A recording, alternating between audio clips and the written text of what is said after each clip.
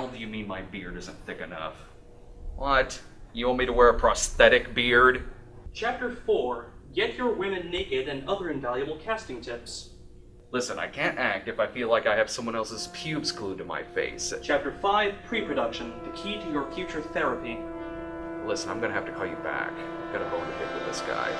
Hey!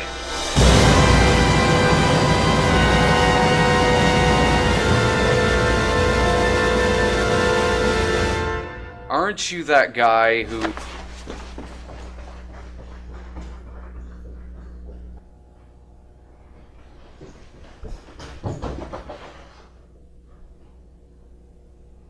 These hallways curve back around. Don't try to run away from me. You and I have something we need to talk about. Yes, so I've inferred.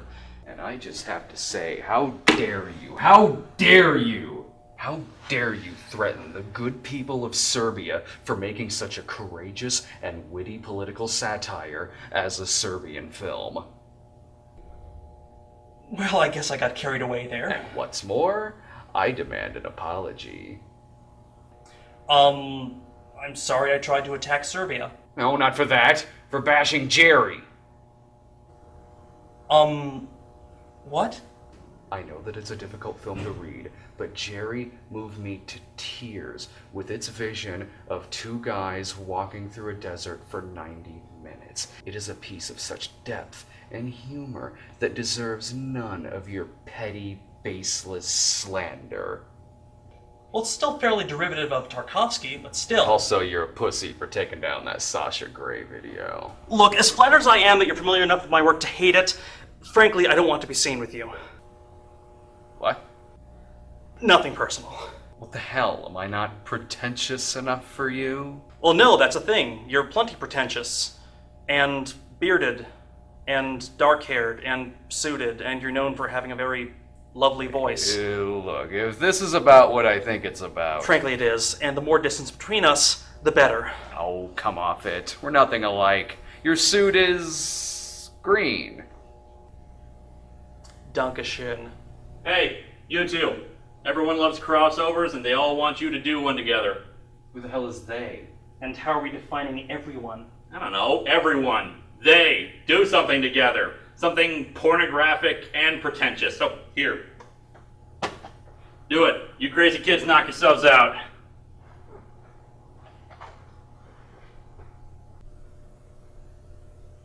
Oh, fuck. Believe it or not, I'm walking on air. I never thought I could feel so free. Flying away on a wing and a prayer. Who could it be?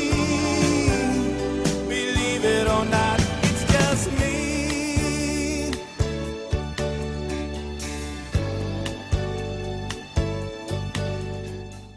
Tromeo and Juliet? Tromeo and Juliet? You're telling me that the people who crapped out Curse of the Cannibal Confederates made a Shakespeare adaptation because of a really stupid pun? What he said. As if Shakespeare hasn't been mishandled enough, you're going to wrestle the greatest love story of all time into a giant mashup of gore and tits? What he said. For those of you fortunate enough to have never watched the breed of film that I am often subjected to, Troma Entertainment is an exploitation movie company that's stayed afloat since 1974. By making their films cheaper than oxygen. Don't interrupt me, newbie. This literary corpse desecration was the result of a script by Slither's James Gunn, with a revision by director and Troma founder Lloyd Kaufman. Tromeo was released in 1996 to generally favorable, if not tolerant, reviews. Oddly enough, that was the same year we were graced with Kenneth Branagh's epic version of Hamlet. I can only wonder what Kenneth Branagh had to say about this far lesser Shakespeare adaptation. Actually, you don't have to wonder. Body-piercing, kinky sex, dismemberment, the things that made Shakespeare great. Well, they have a point. I'll be interested to see that. And manic rock and roll with Motorhead and arse ponies. So maybe I can get arse ponies to do the soundtrack for Hamlet. Good find. The film starts with a moving public domain song, and they killed Sandy Cheeks! Two households, different as dried plums and pears, in fair Manhattan, where we lay our scene. Wait, that's Lemmy from Motorhead. Oh, I'm sorry. Lemmy, House of Motorhead. I think we're to assume that in this universe, metal bands each have their own fiefdoms. The cast is introduced to us in 70s sitcom style, giving us their names and their relations. Well, actually, it's a visualization of how Folios traditionally started with the list of the dramatic... I was joking!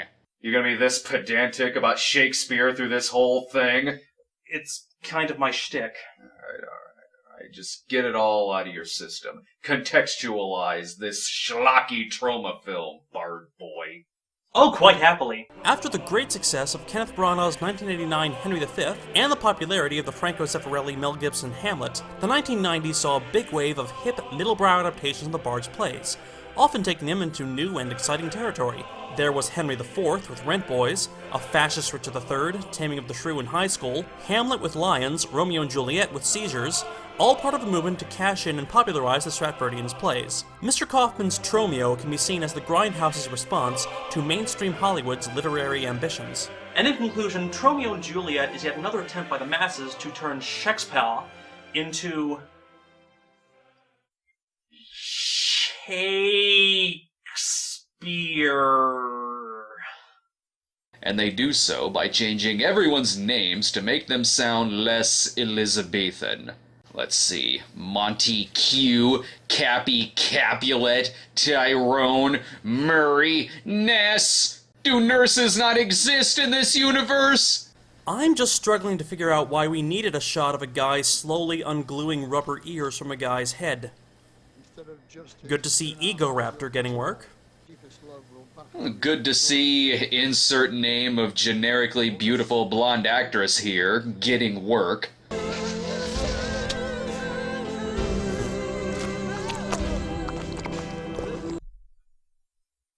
We just saw the death of a live animal on screen, didn't we? We have just witnessed mouse snuff. But certainly not wasting any time vandalizing a classic tragedy. Hey look, the credits are doing just that. Opening in a club, we follow a gentleman who resembles a meerkat whose fur got burned off. The character's name is Sammy, which likely makes him the equivalent of Samson, the Capulet servant who bites his thumb at people. Oh, come on, Georgie. Maybe you'll get lucky, you know what I mean? I'm your sister. You're not supposed to do that. Not to me. But hey, you know the way the world is now, we've got gangbangers, we've got perverts, we've got anorexia. Everything's in style. If we just throw a little incest into the mix, pretty soon the world will be like one great big house. Yeah, I'm sure, Sam. Me, you, and our mutant inbred children. The hell? This movie just gonna throw incest in our faces? How do you throw incest? Don't deconstruct my phrasing. Okay, tits. Tits are much easier to throw in people's faces. Ah, you see, the auteur realized that this scene would otherwise be a dull bit of exposition, so he decorated the frame with a bit of exoticism. A live nipple piercing is exotic, I'll give you that. Also, you'll notice that the cues in general have a certain strange way of saying things. Bad monkey. Even the other actor was confused by that line. Speaking of confusing, poof! They're all at the club now. I'm assuming this counts as thumb biting. How in the hell else can you turn thumb biting into an insult? I don't know.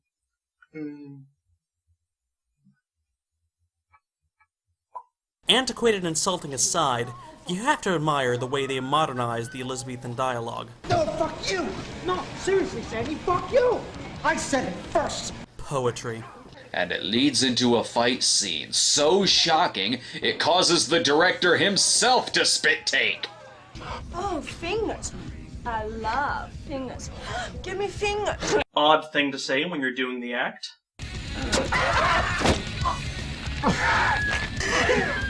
Foreshadowing! As if this film was written right after the writer learned what foreshadowing was, but before he learned subtlety. That's it, baby. Only you could do it, baby. Tromeo sucks at it. This is Rosalind, Romeo's previous girlfriend, given a very Troma makeover. The same Troma makeover given to Benvolio and Mercutio. Not fucking die! You're an asshole! If you'll recall from 9th grade English, Mercutio was a neutral party who looked down on the feud between Montagues and Capulets, and Benvolio always struggled to keep the peace. Really? I'm sure the Bard had always intended them to be Montague trolls. Though I do like how they sneaked in this edition of Yale Shakespeare in Juliet's room. It gives the illusion that someone in this film actually read it. Clearly they just read the cliff notes and figured out which characters they could make sexy. I see. Juliet's nurse is apparently Liz Solander. Meanwhile, Tromeo drowns himself in loneliness with, what the hell, It Too blowjob, the merchant of penis, as you lick it, much to do about humping? Please, no titties Andronicus, no glory hole anus, no A Midsummer Night's Cream. That one actually exists. If you like eating shit and drinking piss, Then buy the Pasolini-themed expansion pack. It's worse. Somewhere along the line, they decided that true love was a fetish. you chose true love. Would you like to get married? Married. Then you could see my bosom. Well, if that's as kinky as these two carrots get, then... Oh, come on! Really? You're gonna spice up this Shakespeare adaptation with girl-on-girl action? Well, in the play, the nurse was implied to be a wet nurse, one who suckles the child when the mother could not. So you're telling me that in the canon of the play, Juliet sucked on this character's tit? I'm sure that was their justification, too. And one of the more ingenious additions to this adaptation is a backstory for the feud. Far from being an ancient grudge brought to new mutiny, this feud started when Capulet stole Monty's wife and company. That company? Porn! They catered to the art crowd. French babes, soft focus, lots of sheer curtains, classy stuff. And you should see the trash that Silky puts out now. The worst motherfucking films in the world. Oh my, he is a monster. He destroyed the artworks of a budding young auteur. I was gonna say that. Were you? I thought it would be something more like I would say. Oh, of course, because it's pretentious and condescending. I never do that. And what, you have a monopoly on condescension? I invented being condescending on the internet. I knew it would come to this. I knew it! You think I'm useless, don't you? Look, you little pissant. You want to make yourself useful? Why don't you interpret this dream sequence that Juliet has? Alright, I will.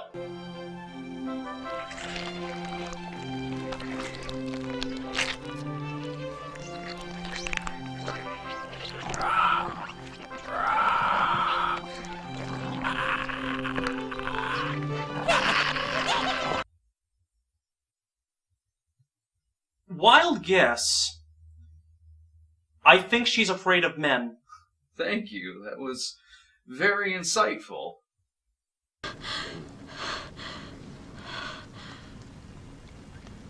Pubescent copulators. Leaving your sex toys all over your room. That's a curling iron. He knows less about women's sex lives than Rush Limbaugh. Ooh, topical. And who are you?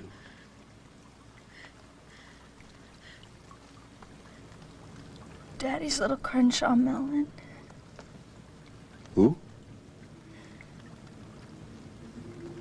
Daddy's little Crenshaw melon. The hell? Did James Gunn just pick the funniest sounding fruit he could think of? It's an incestuous subtext. What? Why are you reading incest into this? This is Shakespeare, not Greek tragedy. I just Google image searched Crenshaw melon. Look at how it's shaped. Yikes. And on top of being subconsciously attracted to his daughter, he's also guilty of another great sin. Pretension. You villainous, abominable kidnapper of youth! Henry IV, Act 2, Scene 4. Your jest will savour but of shallow wit, when thousands groan more than did laugh at it. Henry V, Act 1, Scene 2. Good for you. Sammy gets killed here, and it's barely as moving as when the mouse died. Act 2, the ball and Tromeo's agony of bliss. His balls be blue, young men, pray think on this. His balls be blue? Ignore it. Okay, they're preparing for the Capulet ball, and we're introduced to Juliet's husband-to-be, Paris. London. Get it? Paris? London? See? They did read the play. My fears about their ability to get the play right are completely assuaged. I finally figured out something to do with those pig's ears. It's new, and it's oh so delicioso. London is... I don't know how to put it into words yet, but I assume two of those words will be death and mask. It's raisin loaf. It's like olive loaf, but it's not. It's raisin loaf. Why? Because there are raisins in it. For historical context, keep in mind that this movie was made at a time when Jim Carrey was considered funny. Later at the Capulets' ball, populated with... Huh? Who the hell are they dressed as? What kind of dumpster did they drag these get-ups from? What? As the partiers dance about in costumes that are clearly Troma characters, Murray arrives dressed as the title character from Day of the Tentacle. Tromeo wears a cow costume, which makes cowbell sounds, despite not having cowbells on it. And then Tromeo gets a cartoon erection.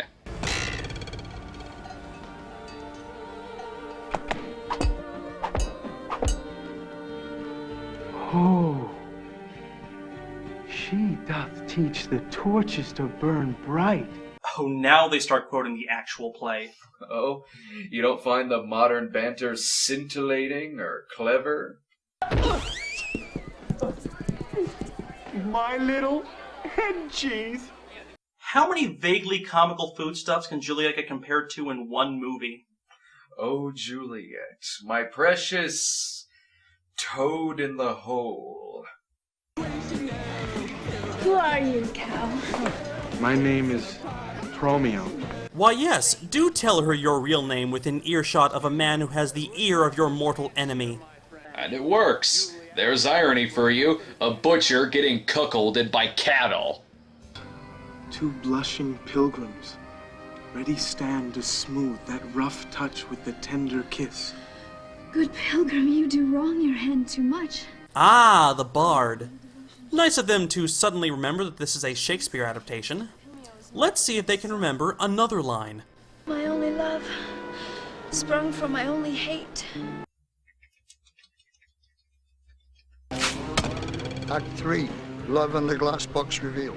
Wait, is that love in the glass box or love and the glass box? Who fucking cares? I'm sorry, it's just that Lemmy is a bit inarticulate. Of all the things to complain about in this movie, you're picking on how the narrator slurs his words. Well, I just don't think that the gentleman from Motorhead is necessarily the best chorus for this film. Look, you want to be useful or not. We're coming up on a dream sequence. You want to be a snob? Interpret this. Well, I don't want to be a snob, per se. Just do it, mini-me. Okay. Tromeo wakes her up crouching like Edward Cullen. Something about bathing in her skin, toe sucking, stuff that sounds like Shakespeare but isn't. Lumpy belly, Troll 2 reference, gives birth to rats. Ooh, why? An attempt at surrealism? I like this movie now. Clearly this film is a modernist take on Elizabethan... Wait, Capulet's back? You horny little cow. Probably dreaming of getting fucked in the ass. What the fuck? He drags her to a back room, locks her in a glass cage, shackles her, rubs his man tits, makes that fucking face. Is this exploitation movie getting exploitive? I dislike this movie now. Your criteria for quality are very specific. What light from yonder plexiglass breaks? It is a right-angled cosmos And Juliet is its son. The correct first response is, "Oh, sweet Jesus, who locked my girlfriend in a glass cage?" See how she leans her cheek upon her hand? Oh, that I were a glove upon that hand, that I might touch that cheek. How dare this hack sully one of the bar's most beautiful lines with such a vulgar... The hell's wrong with you? I thought it was kind of clever. It's like I don't even know you. But your father... He never comes back until after the Regis and Kathy Lee show. And this room was soundproofed when I was 8. He didn't want the neighbors to hear me scream. Jesus! Haha, back to being offended, I see. That which we call a rose by any other name would smell as sweet. Let's go. Tonight. Come with me. Okay, they're clearly cutting and pasting the text where they see fit. It's like a middle school essay written by a guy who read the play's wiki quote entry. Ah, but my boy, the director is clearly making the necessary cuts to the script in order to make room for the more dramatically necessary action. Like? Fucking! Oh yes, this is key information. The movie would just fall apart without it. Of course! Without this shot, we wouldn't know that this actress possessed breasts. This scene is vital! After the lovers, cross each other's stars, they wake up to the sound of the Regis and Kathy Lee show. Which is impressive, since we already know that this room is soundproof. Oh, fine. You look like you've seen a subhumanoid. 2 sentences that do not go well together. Speaking of 2 things that don't go well together, this actor and fucking Shakespeare. Wait, I got it. He looks like a sun-bleached, dead turtle. Or maybe he was cast as London Arbuckle due to his resemblance to Odie Arbuckle. But I can't marry you.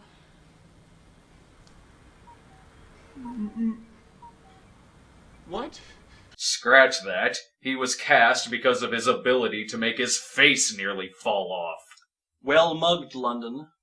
Meanwhile, Father Kevin James is asked to marry the 2 of them. Tonight? And the sound effects agree. And as we continue to meander through the dull bits, we're treated, and I use the word treated loosely, to Juliet masturbating while calling a phone sex line, during which she... Ah! I'm fucking fair, son. That's right. We're having major sex. Christ! He looks like you if you swallowed me. Thank you. This scene all the better since Juliet only calls the line because Tromeo is playing phone tag with her. He calls her right afterward, with this plot point never coming up again, making the fat phone sex guy completely pointless. Like your little jab at me just there. Oh, sack up. They get married and hey, here's something Shakespeare couldn't pull off on stage, a montage.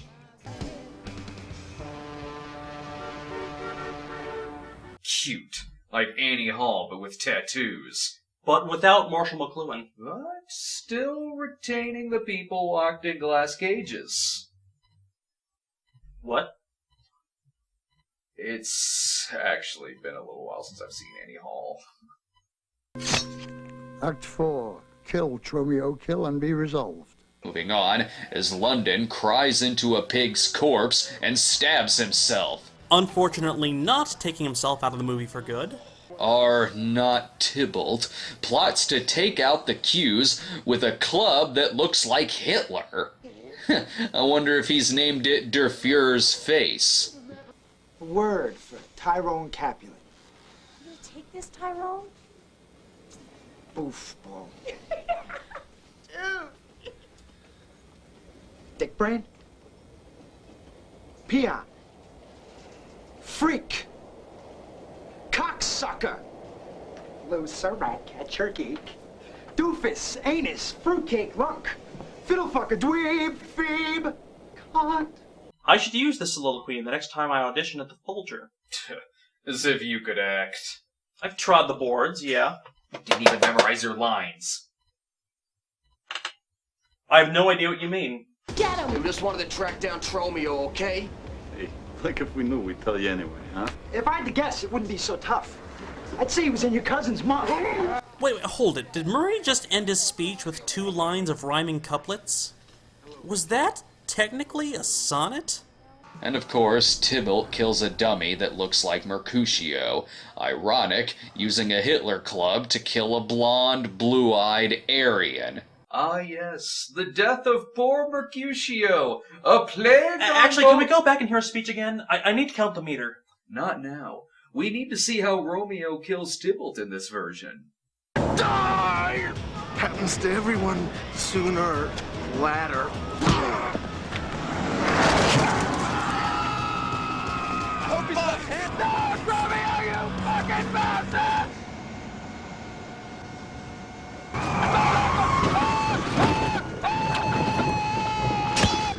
Cry havoc! Found a peanut just now. Just now I found a peanut just now. I cracked it open, cracked it.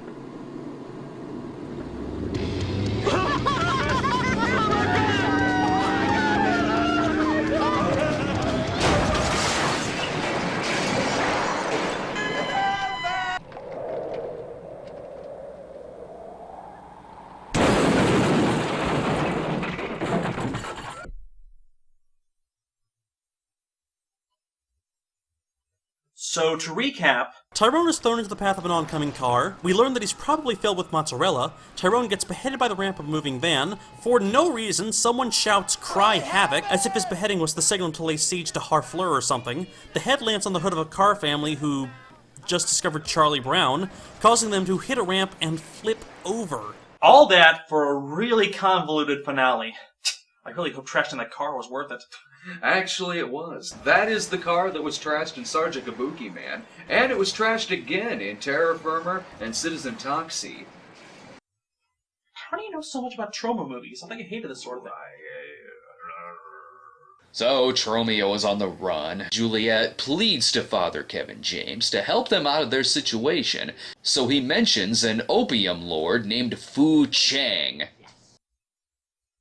I'm dreading the soon-to-come racism. Stay strong. We have lazier and more offensive jokes to get through. It's its own reward, dear. I too know what it's like to care for somebody. And of course it cuts to him frolicking with a small boy. Of course it does. In other comedy news, oh man, lawyers sure do suck, am I right? Of course, those jokes are still preferable to the racist joke that is Fu Chang. No doubt some buck-toothed, squinting caricature ripped from a 40s Bugs Bunny cartoon. Wait. That's him? I'm Fu Chang. Get over it, girl. So Fu Chang is a Rastafarian stereotype rather than a Chinese stereotype. So it's bait and switch racism, huh? I see what game they're playing at here. Act 5, Juliet made over. Juliet, having gotten a potion, takes it before her wedding, causing her to seemingly die. You didn't think a potion could do what he claimed. Now did you, Juliet? Or start hallucinating that every character that's died in the movie so far is haunting her. That works too. It's like if Rosencrantz and Guildenstern got a chance to tell Hamlet off to his face. And I'm reminded of how much I'd rather watch Rosencrantz and Guildenstern are dead. Roger Ebert gave that 0 stars. Therefore, I hate it. What? Kick it, fellas! Shall we gather at the river? I question the logic of using this song as their leitmotif. It's in the public domain, so why not? And even if the song doesn't make sense, at least it speeds up the potion's transformational powers. Transform? No, it's supposed to make her appear dead. Keep watching. You'll find that after you marry, she'll become a docile little bovine. Heed the unsubtle foreshadowing. What do you mean? Oh. Yep. Oh, true apothecary, thy drugs are fucking moronic. Ignoring how little sense this potion makes, wouldn't London's immediate reaction be to ground her up into patties? They're really laying on the cow motif, aren't they? Cow motif? I was having myself a dream about these cows. If I lived on a farm, I'd fuck you. A cow? You horny little cow. Look at all the cows. Dear God, they've been setting this up for the entire movie! After London finally leaps to his death, Capulet, tenderizes the beef. But hold it, if she doesn't pretend to die, then how will this lead to the misunderstanding that leads to the lovers' tragic deaths? Well, clearly it doesn't. It just leads to Capulet getting beat up with tampons and hair curlers and, well, feminine stuff. See? It's a feminist movie! Don't give this movie credit, please. Ah! And he's beaten over the head with a copy of Shakespeare. It's just like what... Oh, sorry. You go. I feel weird. Alright, together? Alright, 3, 2, 1. It's just like watching this movie. Cornering the two of them in the room with the glass cage, Capulet gets ready to... Whoa, no, hold it. No. You're kidding me. I'm not Daddy's little Crenshaw melon any longer. You're kidding me. Oh, sweetie!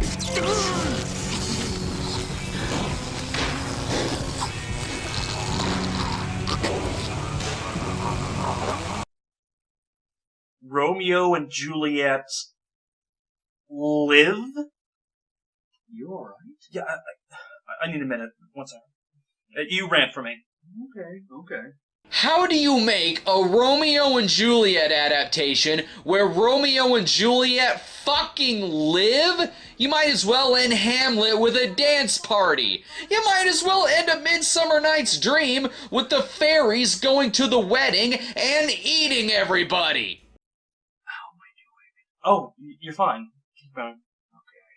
How do you so completely miss the point of the original that you make the main conflict fucking useless? Their main enemies are dead, the feud is over, and they're fucking alive! There is no reason they can't be together happily ever after.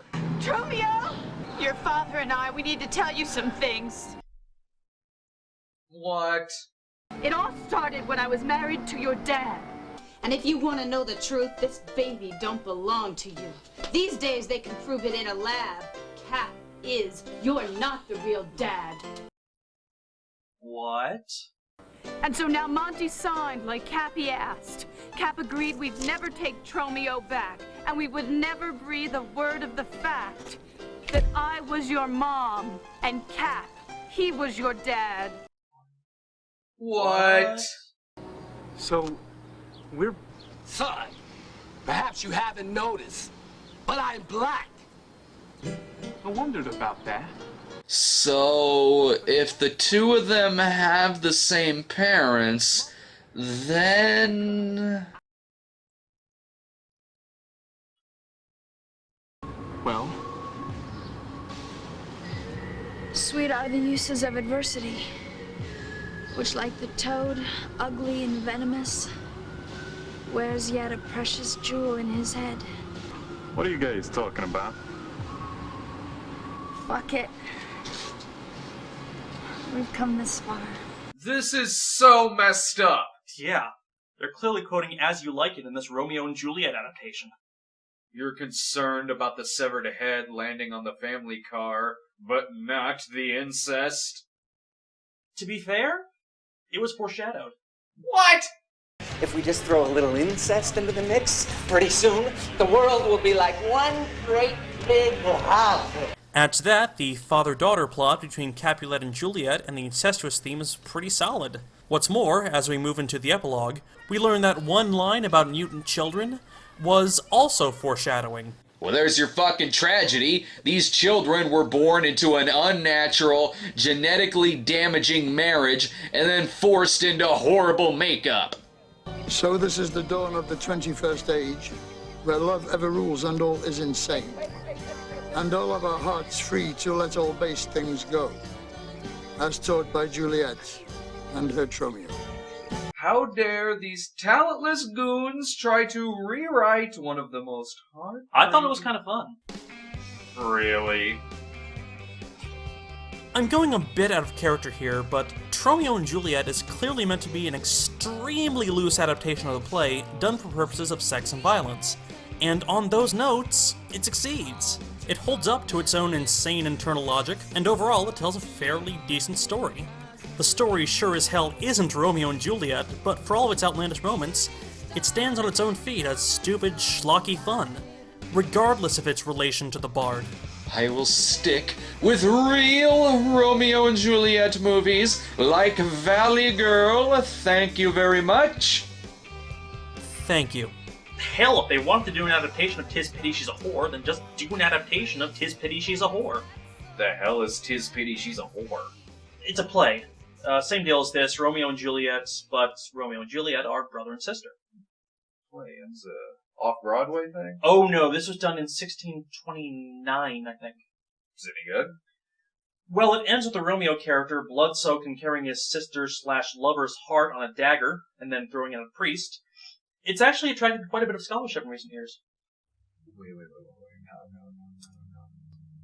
Yes? You're telling me that there's a 400-year-old public domain script involving incest and murder called 'Tis Pity She's a Whore, and the intellectual crowd likes it?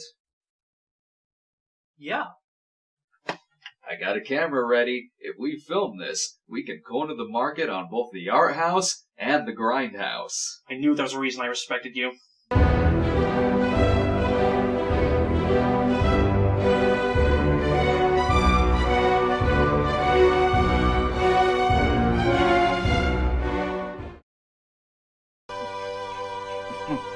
Ha ha